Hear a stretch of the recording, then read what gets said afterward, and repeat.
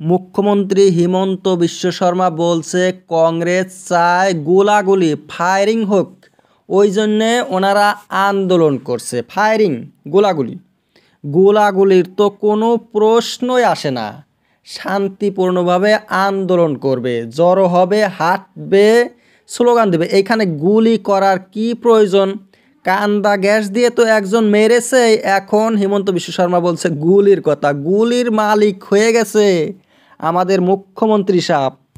Arrest করেও নাম করলো আমাদের মুখ্যমন্ত্রী সাহেব। ভারতীয় যুব কংগ্রেসের প্রেসিডেন্ট উদয় ভানুকে গুয়াহাটিতে অ্যারেস্ট করেছে।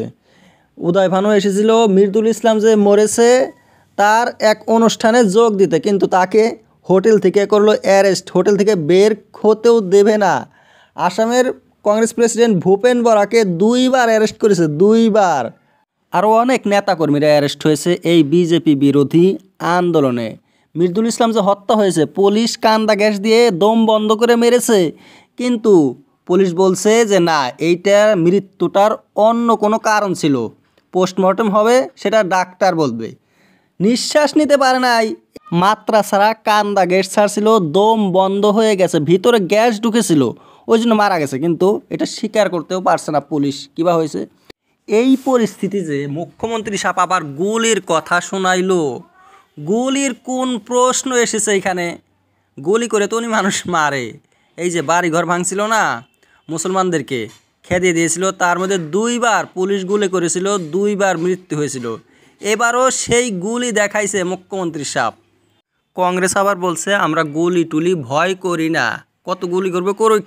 ভূপেন বরা বলছে আমি সামনে থাকবো, আমাকে আগে মরতে হবে, আমি মরবো। যুব কংগ্রেসের নেতারাও এমনই বলছে।